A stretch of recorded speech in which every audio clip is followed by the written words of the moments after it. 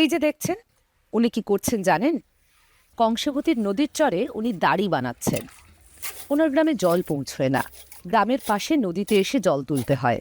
চরের বালি প্রথমে হাত দিয়ে খুঁড়ে প্রাথমিকভাবে খানিকটা জল তোলেন। প্রথম দিকের জল ঘোলা, তাই সেই জল সেঁচে ফেলে দেন। তারপর নতুন করে জল ভরেন। জল ঢালার হাড়ির মুখে একটা কাপড় লাগিয়ে নেন। ওটাই একমাত্র ফিল্টার। উনি আদরি সিং সর্দার। বাড়িতে স্বামী, শাশুড়ি এবং ৩ বছরের এক ছেলে। সবাই এই জলের ওপর নির্ভরশীল। ফলে দিনে একাধিকবার বাড়ি থেকে নদী যাতায়াত করতে হয় আদরিকে। মনে করো বালি না দেখা গেলে তো আমাদের জল পাওয়া যায় না। বালি দেখা যাবে তখন আমরা এরকম দাড়ি করে ওখানে আর ওইটা আমরা সেই কোনো গামছি টামছি ছাঁকা ছাঁকি করে আমরা নিয়ে যাই। তা গান্দায় আমাদের সবটাই অসুবিধা।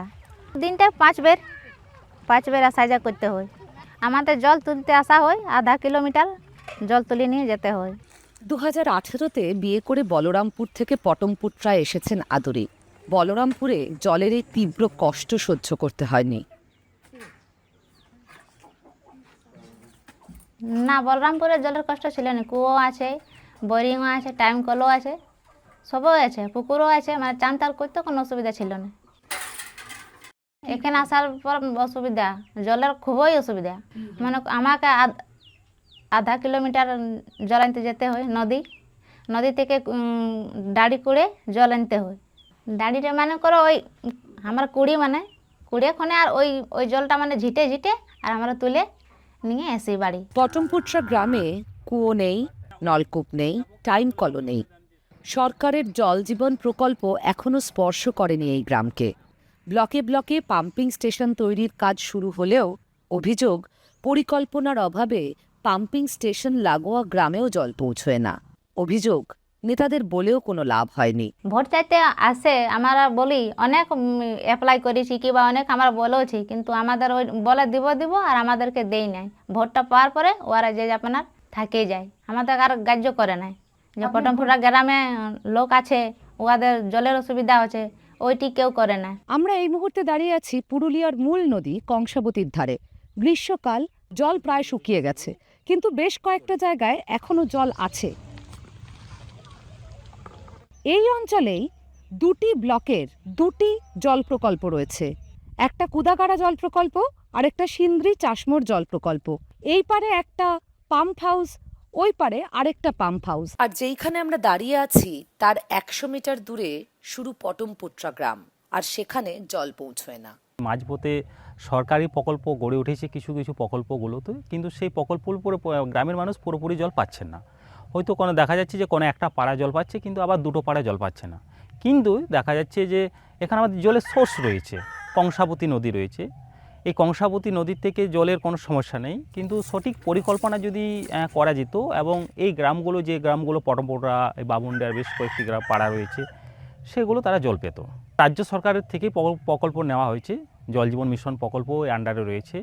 কিন্তু আমরা দেখতে পাচ্ছি যে যেখানে তাদের হয়তো খাতা কলমে পুরো গ্রামটা দেখা যাচ্ছে যে তারা জল পান, কিন্তু আদৌ সেই জল পান তারা পায়নি। পরিকল্পনার অভাব রয়েছে অবশ্যই।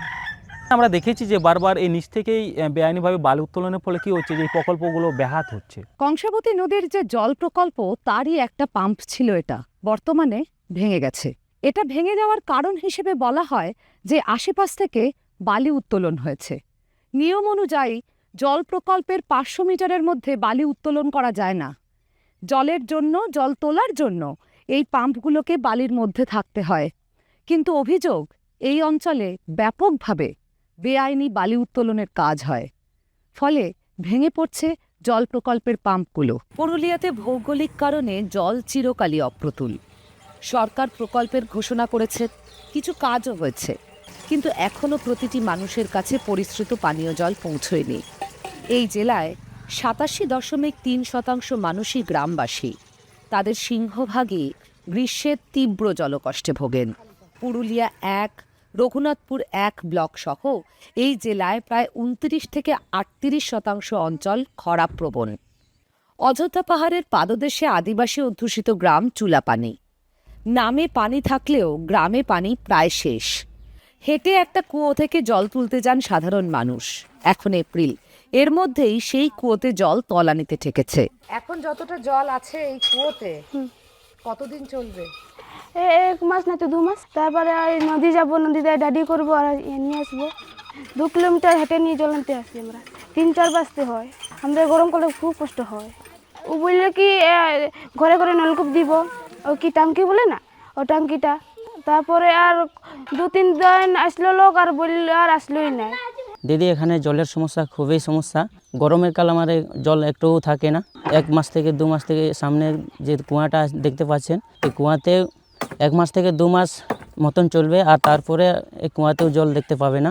2 থেকে 3 কিলোমিটার দূরে যেতে হবে। সেখান থেকে আমরা একটা ছোটোখাটো একটা ডাঁড়ি বানিয়ে সেখান থেকে জল তুলে করে আমরা নিয়ে আসি। আমরা এখান থেকে 2-3 কিলোমিটার ভোট দিতে যাই। গাড়িটার নাম হচ্ছে গোয়ালিগোচা। যে বছরে ভোটের সিজন হয়েছে, ভোট দেওয়ার দিন, আমরা গত বছরে আমরা কষ্ট করে গিয়ে আমরা ভোটটা দিয়ে এসেছি। তারা প্রতিবারই প্রতিশ্রুতি দেন আর কি, ভোট আসে তখন প্রতিশ্রুতি দেয় যে হয়তো ভোটের পরে আর কি 1 বছরের মধ্যে আমরা সমস্ত সমাধান, পানি জলের সমস্যা মিটিয়ে দেবো। ভোট আসে আর কি, যে পানি জলের সমস্যা মেটানোর আশ্বাস দেয়, কিন্তু কাজের কাজ খুব একটা এগোয়নি। ভোট আসে, ভোট যায়, পুরুলিয়ার সব গ্রামে পরিশ্রুত পানীয় জল পৌঁছয় না। স্বাধীনতার ৭৯ বছরেও গ্রীষ্মের দাবদাহে এই জেলার বিভিন্ন গ্রামের মানুষ মাইল হেঁটে জল খুঁজতে বের হন।